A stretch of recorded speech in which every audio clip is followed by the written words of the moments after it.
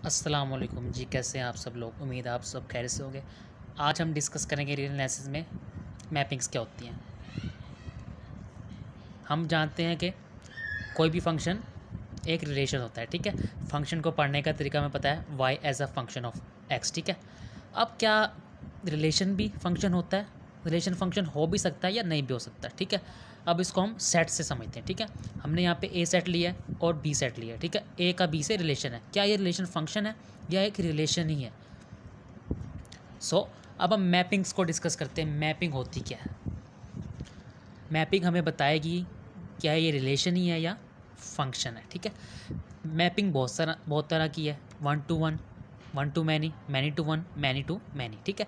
सबसे पहले हम डिस्कस करते हैं कि वन टू वन मैपिंग क्या होती है, ठीक है। हमने दो सेट्स लिए हैं, उनके अंदर टू एलिमेंट्स हैं। A1 A2 ए के अंदर एलिमेंट है, B1 B2 बी के अंदर एलिमेंट है, ठीक है। ये वन टू वन मैपिंग है। जो ए सेट्स के एलिमेंट है वो डोमेन है, हम लोग जानते हैं, और बी सेट के एलिमेंट है रेंज है, ठीक है। अब यहाँ पे हम देख रहे हैं A1 की इमेज B1 है और A2 की इमेज B2 है, ठीक है। दोनों की अलग अलग इमेज है, एक सेम इमेज नहीं है। जब मैं आप लोगों को आगे बताता हूँ, मैंने लिखा हुआ है, ठीक है। Every element in a set, हर एलिमेंट सेट ए में one and only one image in set B. कहता एलिमेंट जो सेट ए में है उनकी सिर्फ एक ही इमेज होनी चाहिए सेट बी में, तो वो मैपिंग क्या, वो रिलेशन फंक्शन होगा।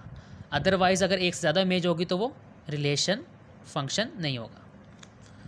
अब देखते हैं हम वन टू मैनी मैपिंग, एक से बहुत ज़्यादा, ठीक है। यहाँ पे डोमेन रेंज मैंने बता दिए। ए सेट के दो एलिमेंट्स है, A1 A2, बी सेट के टू एलिमेंट्स है, B1 B2। अब हम देख रहे हैं A1 की इमेज है B1 B2 और A2 की इमेज है B2। देखें A1 की इमेज दो है और दो एलिमेंट्स है, और A2 की इमेज एक है, सेट एक एलिमेंट है, ठीक है।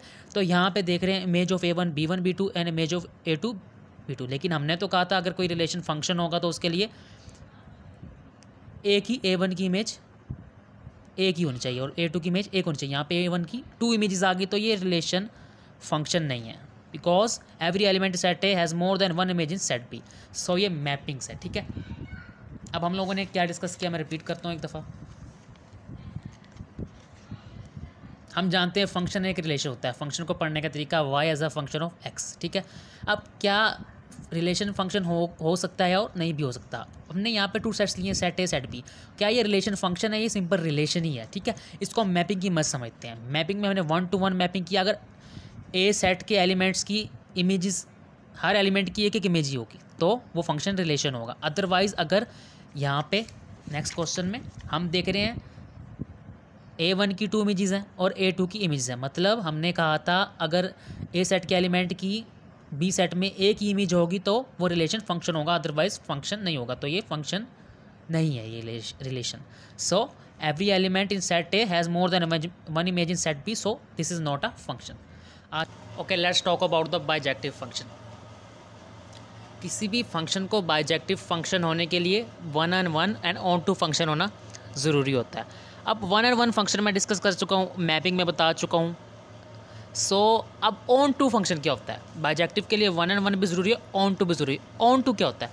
मैंने यहाँ पे एक सेट लिया है, ये डोमेन है, और ये B1 B2 रेंज है, ठीक है। इसको कोडोमेन भी कहते हैं, ठीक है। Every element of B has at least one image in set A.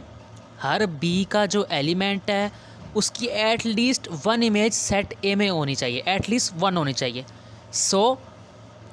On to function में डोमेन इक्वल टू रेंज होती है। ये कैसे होती है अब मैं आप लोगों को बताता हूँ। उम्मीद है ये आप लोगों को कवर हो गया होगा। ये हैंड आउट्स में उसने बताया हुआ f(x1) इक्वल टू f(x2), फिर x1 बराबर है x2, ठीक है। हम इसको प्रूव करते हैं एग्जाम्पल लेके, ठीक है।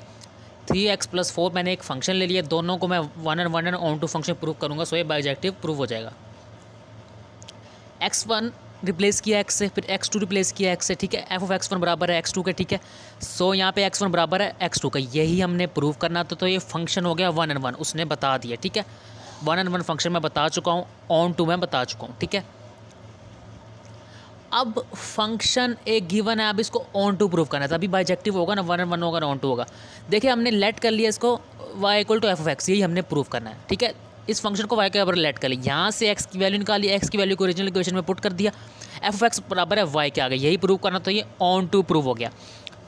यहाँ पे देखें डोमेन आ गई रेंज के इक्वल या कोडोमेन के इक्वल, ठीक है। सो ये हो गया onto function. Bijective function के लिए हमें one and onto function prove करना लाजमी है।